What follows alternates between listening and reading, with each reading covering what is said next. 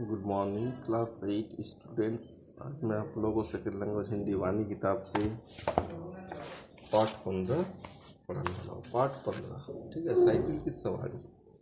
तो साइकिल की सवारी कहानी संतुलन की कला को व्यंग का माध्यम से सिखा रही है, ठीक है।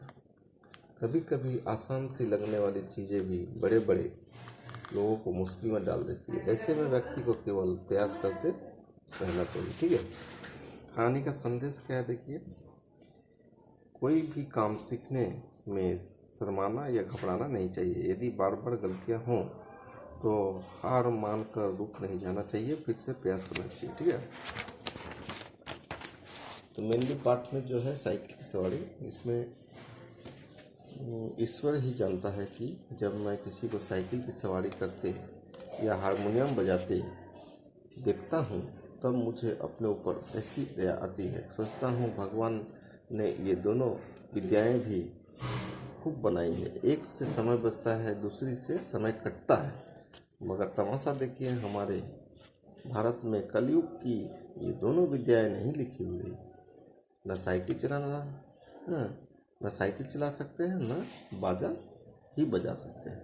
पता नहीं कब से यह सोच हमारे मन में बैठ गई है कि हम सब कुछ कर सकते हैं, मगर ये दोनों काम नहीं कर सकते। 1942 की बात है कि बैठे बैठे ख्याल आया कि चलो साइकिल चलाना सीख लें। इसकी शुरुआत यूँ हुई कि एक दिन हमारा बेटा हमारे सामने से साइकिल पर सवार होकर निकला, ठीक है।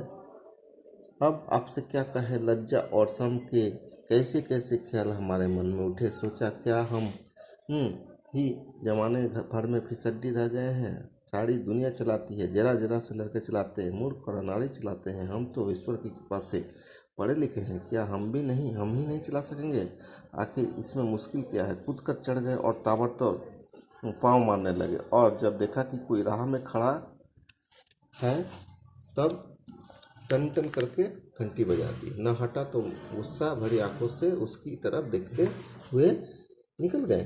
बस यही तो सारा गुर है इस लोहे की सवारी का। कुछ ही दिनों में सीख लेंगे। हमने निश्चय कर लिया कि चाहे जो हो जाए परवाह नहीं। दूसरे दिन हमने अपने फटे पुराने कपड़े तलाश किए और उन्हें ले जाकर श्रीमती जी के सामने पटक दिया कि इनकी जरा मरम्मत तो कर दो। श्रीमती जी ने हमारी तरफ अचरज भरी नज़रों से देखा और कहा, कपड़ों में अब जान ही कहाँ है जो मरम्मत करूं। ये तो फेंक दिए थे, आप कहाँ से उठा लाए, वहीं जाकर डाल आइए। हमने मुस्कुराकर श्रीमती जी की तरफ देखा और कहा, तुम हर समय बहस न किया करो, ठीक है। आखिर मैं इन्हें ढूंढ ढांढ कर लाया हूँ। मगर श्रीमती जी बोली, पहले बताओ इनका क्या बनेगा। हम चाहते थे कि घर में किसी को कान खबर न हो और हम साइकिल पर सवार होकर उनसे रास्ते में मिले। हमें साइकिल पर सवार देखकर सब हैरान हो जाएंगे, आंखें मल मल कर देखेंगे कि कहीं कोई और तो नहीं। झक मारकर बताना पड़ा कि रोज रोज तांगे का खर्च मारे डालता है। साइकिल चलाना सीखेंगे। श्रीमती जी मुस्कुराकर बोली, मुझे तो आशा नहीं, खैर कोशिश कर देखिए, मगर कपड़ों का क्या बनेगा। हमने जरा रोप से कहा, आखिर साइकिल से 1 या 2 बार गिरेंगे या नहीं, ठीक है, और गिरने से कपड़े फटेंगे या नहीं। जो मूर्ख हैं वे नए कपड़ों का नुकसान कर बैठते हैं, जो बुद्धिमान हैं वे पुराने कपड़ों से काम चलाते हैं।